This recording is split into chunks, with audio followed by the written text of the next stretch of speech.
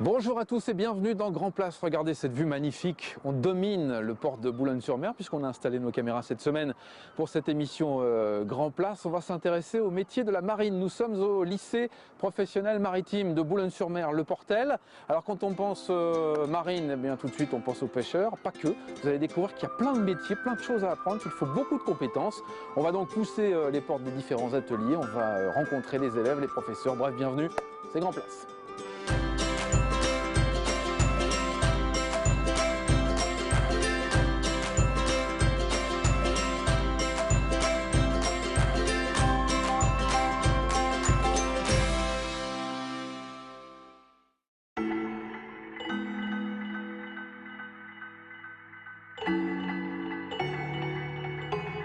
Et sur cette belle terrasse parce que quelle vue extraordinaire, on accueille maintenant Éric Varin. Bonjour Éric. Bonjour. Vous êtes le proviseur de ce lycée maritime. Profitez un peu de la vue ici en général? Très peu, mais bon, ouais.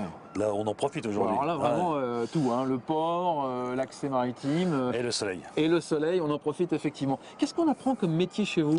Alors on apprend justement à former des marins. Donc on forme des marins du CAP au bac professionnel et en formation adulte, en formation continue. Alors également. je disais il y a un instant, quand on pense marin, on pense souvent à la pêche. C'est pas que ça en fait. Il n'y a pas que la pêche, non, le métier de marin il est vaste, hein, il est au commerce et on forme aussi des mécaniciens. Il faut des mécaniciens sur tous les bateaux, que ce soit des bateaux de pêche ou des bateaux de commerce. Donc on forme des marins, des matelots et on forme aussi des marins pour faire chef de quart sur les bateaux de pêche ou les bateaux de commerce. Alors les gens qui viennent ici sont capables de faire tous les métiers en mer ou bien il y a des spécialisations? Comment ça fonctionne?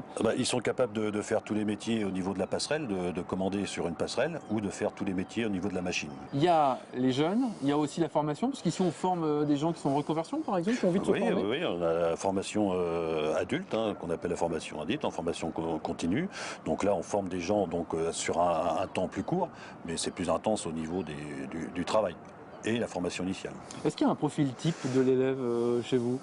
Est-ce qu'ils viennent de la mer forcément ou pas? Il y a, forcément, on a des élèves qui viennent de la mer, mais la majorité maintenant c'est pas vrai. On peut dire un bon quart de jeunes qui viennent vraiment, qui connaissent le métier parce que soit la famille le faisait, papa était marin, papa par exemple, ou les cousins ou les frères, et d'autres parties qui découvrent ou qui ont envie de faire le métier de marin. Oui, c'est un métier difficile. C'est un métier difficile, pourquoi? Mais c'est un beau métier.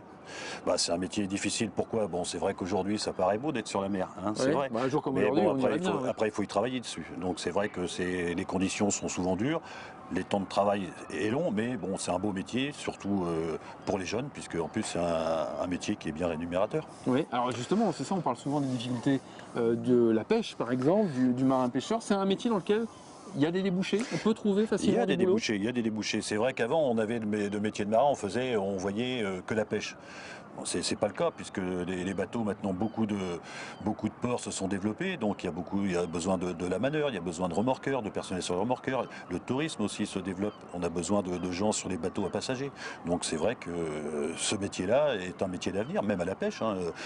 Tout va changer, ça change tout doucement. C'est vrai qu'on parle toujours des quotas, on parle c'est vrai que c'est un métier dur, mais c'est un métier, vous pouvez interroger les gens qui font ce métier-là.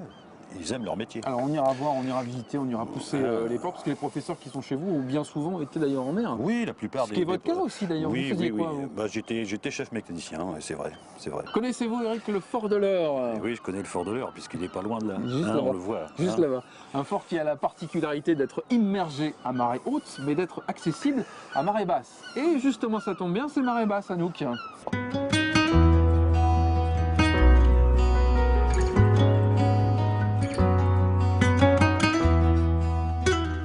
Nous sommes à Le Portel plage. Alors pour le moment, vous voyez derrière moi la plage, il n'y a personne, mais en été, je peux vous assurer que c'est bondé.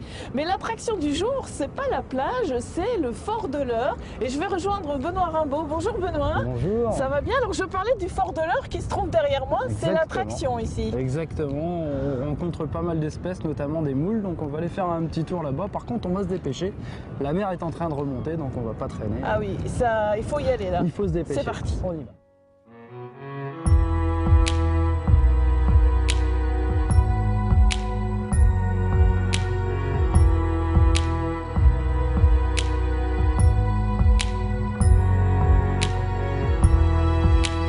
On est sur le chemin chemin d'accès du fort de l'Eure. Alors, ce qu'on peut voir par terre, là, il y a des rails, ça sert à quoi ça? Alors les rails servaient autrefois à rapporter des petits wagonnets chargés de matériaux, de matières premières pour la construction du fort.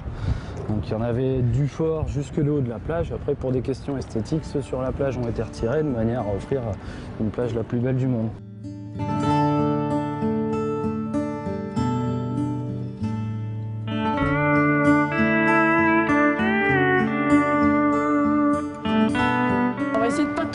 Parce que c'est pas simple. Alors, Benoît, attention. ici on est au pied du fort. Bon, alors il date de quand ce fort? 1803, 1804 à peu près. C'est l'époque en fait de Napoléon Ier. Oui. Donc Napoléon avait comme projet d'aller envahir là-bas l'Angleterre. Pour ça, il lui fallait des bateaux. Et donc il a profité de la proximité avec le port de Boulogne pour se servir du port de Boulogne comme un chantier naval. Le problème, c'est que les Anglais ont eu écho de son projet d'invasion. Et auquel cas, il venait régulièrement bombarder le port de Boulogne pour essayer de ralentir le chantier naval. Le fort a été construit de la manière suivante. En fait, imagine une table. Sur la table, tu poses un verre. Sur le verre, tu fais un château de cartes.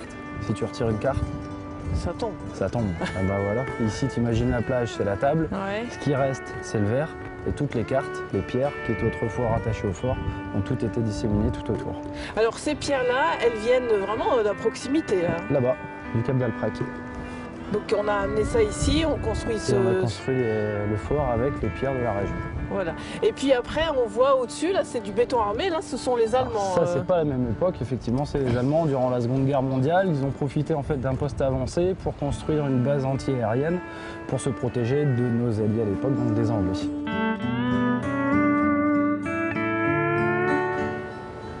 Donc la nature a repris ses droits. Ici, un mur de moules, quoi. Un mur de moules, ouais.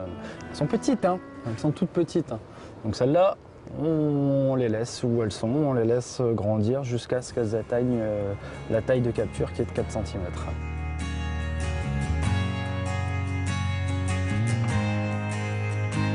Là, on voit que la mer est en train de remonter. Alors, la mer est en train de remonter, c'est ce que je t'expliquais tout à l'heure, c'est que la mer va effectivement monter par l'avant, mais elle monte surtout par l'arrière, donc elle encercle le fort de l'Eure avant de complètement le recouvrir. Donc là, on voit que c'est en train de monter à l'avant. Il faut imaginer ce qui se passe à l'arrière. Donc là, comme on n'a pas vu, on va peut-être reprendre un petit peu de hauteur et envisager le retour tranquillement.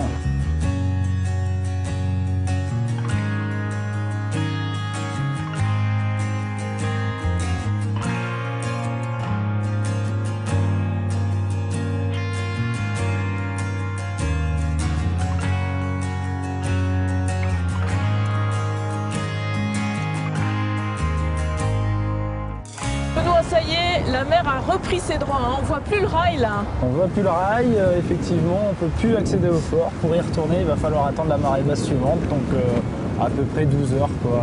On est sorti juste à temps, merci Benoît. Alors qu'est-ce qu'on peut donner comme conseil aux gens qui viennent ici à Le Portel? C'est les grands coefficients de marée, c'est l'idéal? Grand coefficient de marée, bien équipé, les bottes, la tenue, le seau, et puis s'équiper de patience et de courage.